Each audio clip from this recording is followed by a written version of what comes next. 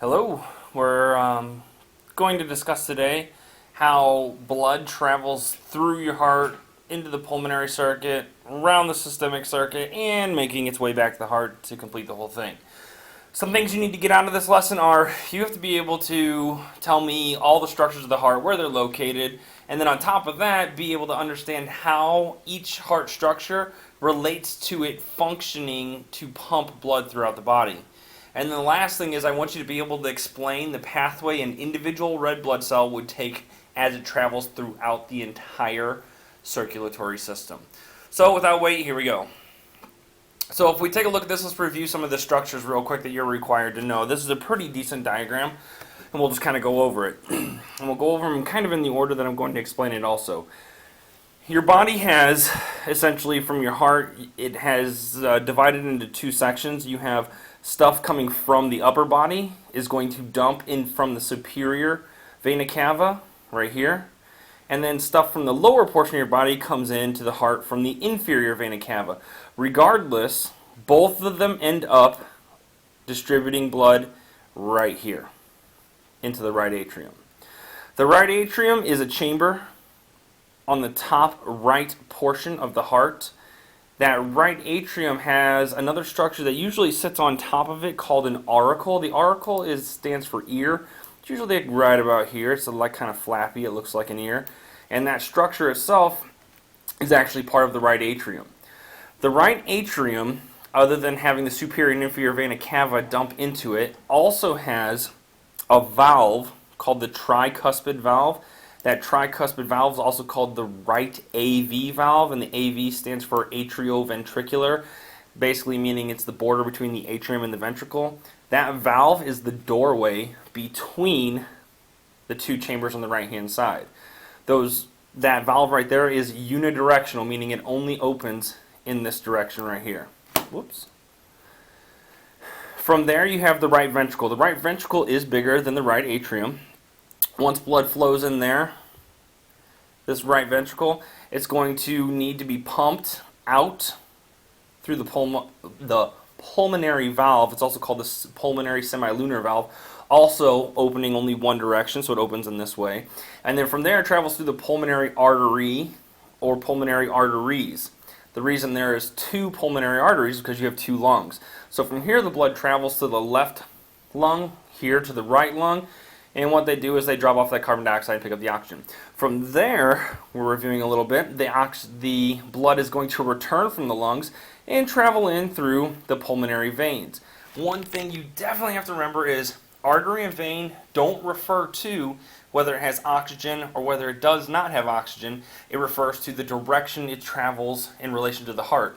All arteries go away from the heart, all veins go to the heart. So the pulmonary veins take blood from the lungs, bring it into the left atrium. You will notice that the left pulmonary veins right here, and then the right pulmonary veins. So these two actually travel on the posterior side of the heart and dump in right in this area here. From there, the left atrium collects the blood. It also has a valve or a one-way door. That's called the mitral valve. It's also called the left AV valve, right in this area here. From there, the blood travels into the left ventricle. What I need you to understand is left ventricle is definitely just as big, but one big concept that you have to understand is the fact that look at the thickness of this wall compared to the thickness of this wall. The right ventricle is in charge of pumping blood just to the lungs. The lungs lie on each side of the heart. That distance is great, so you don't need as much force in order to create enough pressure or push behind the blood in order to get there.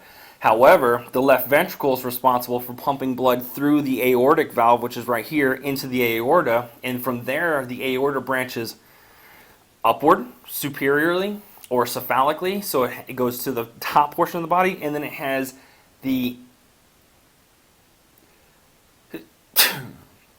inferior aorta, and that is going to pump to the bottom of the body. But the thing is, the muscle here, right here, is thicker, so it can generate more force to push that to the body.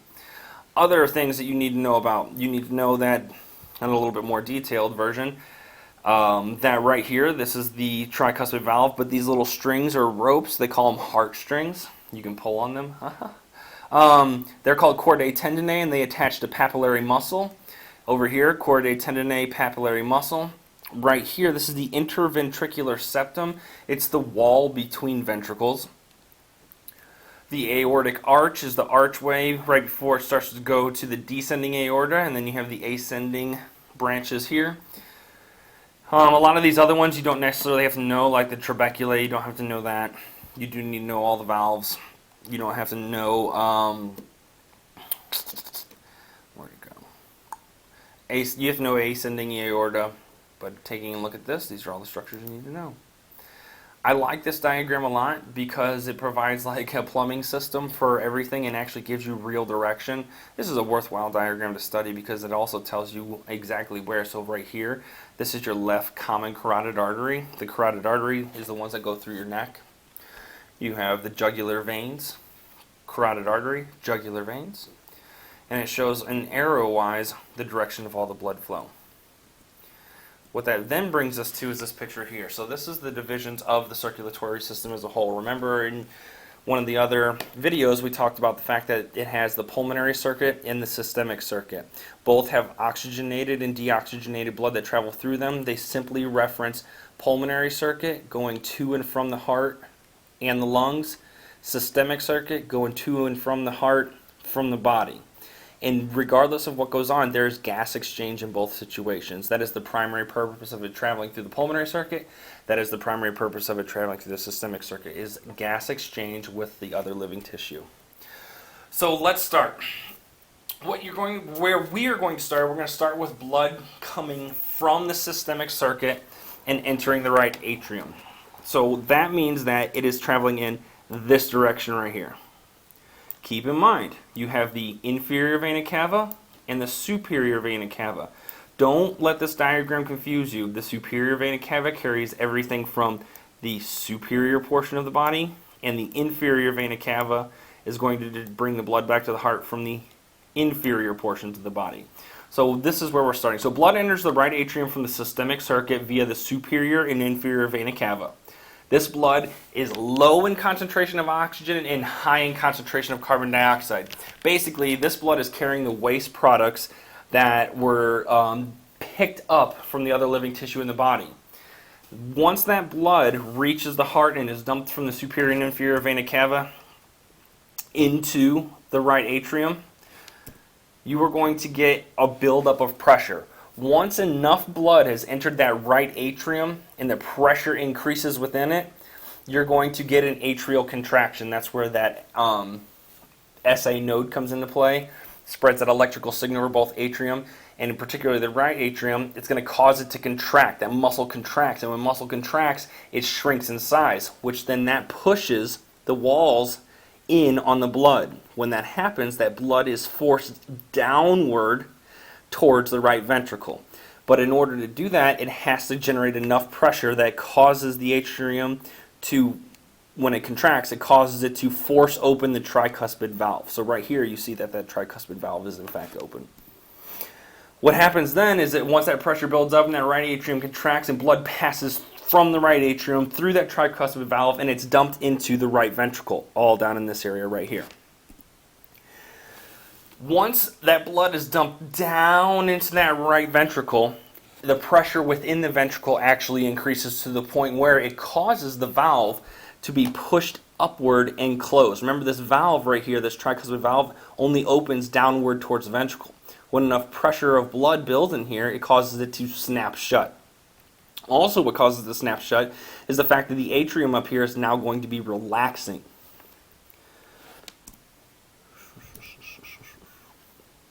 Something I want to point out here. Notice the chordae tendineae and the papillary muscle. What they do is their job is to maintain the integrity of the valve. What it does is it keeps it from prolapsing or folding back on itself when the ventricle contracts. If you ever get a situation where you hear someone having a heart murmur or a hole in the heart or things like that, essentially what that means is one of their valves does not shut properly when you get a contraction of either the atrium or the ventricle. That leads to blood leaking backwards in their heart. Not a terrible situation, but over time it can actually progressively get worse. Sometimes it closes, sometimes it doesn't. But as the pressure increases in the right ventricle, it causes the AV valve to slam shut, and valves, keep in mind, are designed to be unidirectional. So here's a quick video showing kind of what goes on here. So you have the blood entering from the superior and inferior vena cava, and when that atrium builds enough pressure and contracts, it forces the tricuspid valve open, and that blood, which does not have very much oxygen in it at all, travels down into that right ventricle. Right, so now all the blood is down in the right ventricle. It's sitting down there, it's building a ton of pressure, it's built up enough pressure that the AV valve is now shut. What then occurs is that action potential has reached the AV node, spread through the bundle of His, down the bundle of branches, down through the interventricular septum, and is now spread to the Purkinje fibers. And once it reaches those Purkinje fibers, it actually sends an action potential to the muscles that tells the muscles of the ventricular walls to contract. Keep in mind, when they contract, they shorten, which generates pressure behind all the blood and forces it in one direction, because once this valve slams shut, blood can't get back up in this direction. So the only place for it to in fact go is go from this right ventricle up into where it slams into the pulmonary valve. When it slams into the pulmonary valve and generates enough pressure, that pulmonary valve will open in this direction right here, leading the blood into the pulmonary arteries.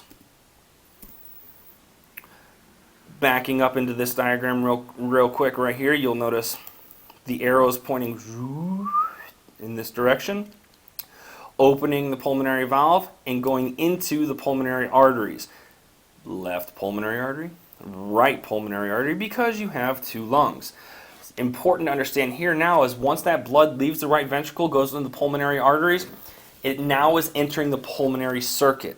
This is where gas exchange is going to occur. We're going to learn more specifically about how the gas exchange occurs in the respiratory system.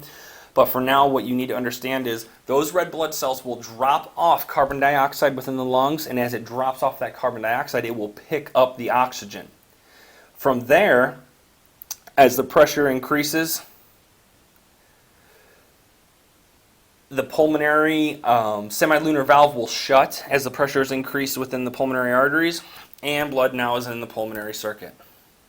So we are officially at this point right here. So the blood has reached the lungs, gas exchange is occurring, boom. Another short clip. So we're picking up right here at the ventricle, chordae tendonae right there, papillary muscles, and notice that when this ventricle contracts, it squeezes in and pushes blood up through this pulmonary semilunar valve into the pulmonary arteries left and right.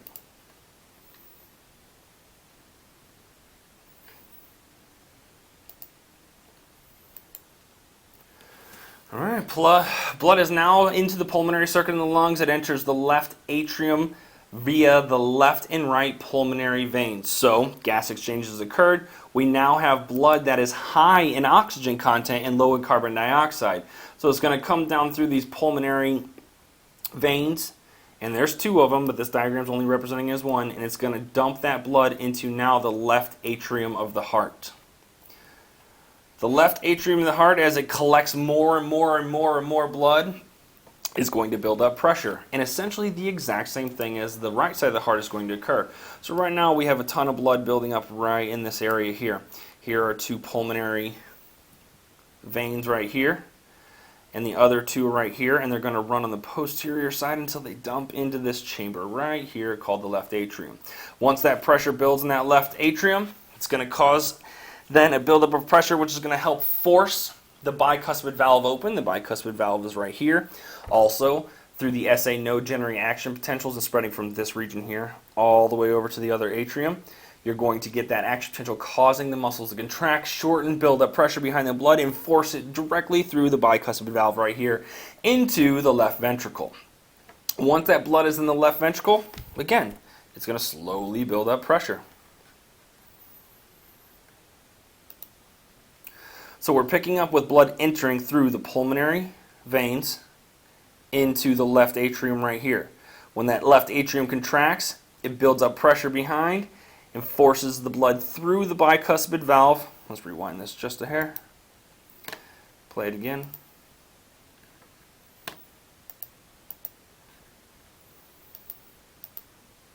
forces it through the bicuspid valve, chordae tendineae pulling, making sure the valve opens, and now we are into that ventricle right there called the left ventricle.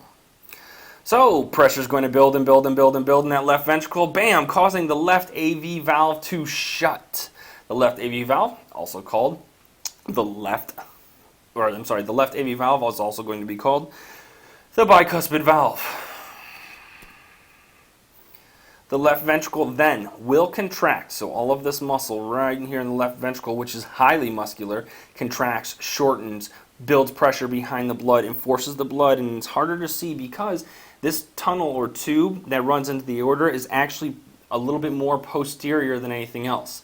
It actually sits right behind the pulmonary artery, which right behind that is going to be your aortic semilunar valve. So it's the valve that protects the opening into the aorta and keeps blood from backflowing from the aorta into the ventricle. Once the pressure builds and forces that open, blood is going to travel up into the aorta, and it has one of two places it can go. It can go up or it can go down. So you have the descending aorta and you have the ascending aorta, and this is the aortic arch. Just another diagram showing exactly how that happens. I do like this one a lot because it shows that the aorta actually lies posterior to the pulmonary artery. The pulmonary artery is going to be, if you're looking at the front of the heart, it's going to be the most ventral vessel on the front superior portion of the heart. Blood leaves that left ventricle through the aorta, and now it's gone into the systemic circuit. But as the pressure within the aorta increases, that's going to cause the valve right behind it, the aortic semilunar valve, to shut so blood can't backflow back into the ventricles. And now where we're at in this entire circuit is blood is now left through the aorta, and now it's going to travel into the systemic circuit where it's going to again perform gas exchange. That gas exchange that's going to occur is going to drop off oxygen, pick up carbon dioxide, and we are going to rewind back to step one, which is the blood coming from the body back into the heart.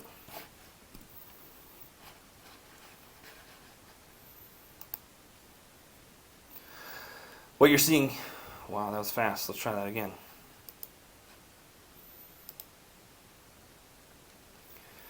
Blood traveling from the atrium to the ventricle builds up pressure, forces it through the aortic valve, up and out the aorta. Something I need you to understand is what I did is I ran you through the steps that it would take for an individual red blood cell to make the entire circuit through the heart, into the lungs, from the lungs, back into the heart, from the heart, back to the body, from the body running back to the actual heart itself. It's a circuit, meaning it works kind of like a figure eight. Around and around and around, it completes it several times. But your heart does not contract in the order in which I actually described. Your heart actually contracts both atriums at the same time, forcing blood down into both ventricles, and then both ventricles contract and force blood out of the heart. So the atriums contract together and the ventricles contract together. So even though I gave it to you in a step-by-step process, that step-by-step process is for a single red blood cell to make its rounds through the body. What really occurs is if you take steps 1 and 2 together, they happen simultaneously with steps 6 and 7, which happen to be both the atriums contracting. Then you have steps 3, 4, and 5 occurring at the exact same time as 8, 9, and 10. 3, 4, and 5, 8, 9, and 10 are the ventricles contracting. So you constantly get blood flowing in both directions into the systemic and pulmonary circuits. I do like this video. It's a little older. It just kind of brings us full circle, so I'm going to show it to you real quick.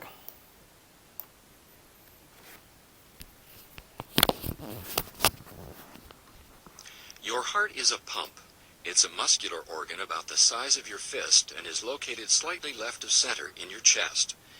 Your heart is divided into the right and left side.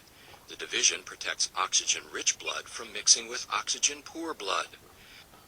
Together, your heart and blood vessels comprise your cardiovascular system, which circulates blood and oxygen around your body. In fact, your heart pumps about 5 quarts of blood every minute, and it beats about 100,000 times in one day. That's about 35 million times in a year. Oxygen-poor blood, blue blood, returns to the heart after circulating through your body. The right side of the heart, composed of the right atrium and ventricle, collects and pumps the blood to the lungs through the pulmonary arteries. The lungs refresh the blood with a new supply of oxygen, making it turn red.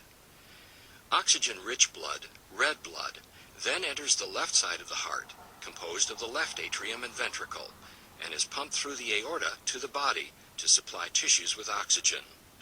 4 valves within your heart keep your blood moving the right way. The tricuspid, mitral, pulmonary, and aortic valves work like gates on a fence. They open only one way and only when pushed on. Each valve opens and closes once per heartbeat, or about once every second. A beating heart contracts and relaxes. Contraction is called systole, and relaxing is called diastole. During systole, your ventricles contract, forcing blood into the going to your lungs and body, much like ketchup being forced out of a squeeze bottle. The right ventricle contracts a little bit before the left ventricle does. Your ventricles then relax during diastole and are filled with blood coming from the upper chambers, the left and right atria. Then the cycle starts over again. Your heart is nourished by blood too. Blood vessels called coronary arteries extend over the surface of your heart and branch into smaller capillaries. Here you can see just the network of blood vessels that feed your heart with oxygen-rich blood. Your heart also has electrical wiring, which keeps it beating. Electrical impulses begin high in the right atrium and travel through specialized pathways to the ventricles, delivering the signal to pump. The conduction system keeps your heart beating in a coordinated and normal rhythm, which in turn keeps blood circulating. The continuous exchange of oxygen-rich blood with oxygen-poor blood is what keeps you alive.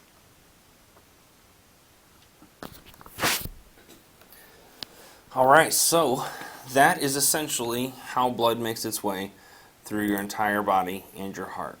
Like always, if you have any questions, please do not hesitate to let me know. I'll see you in class.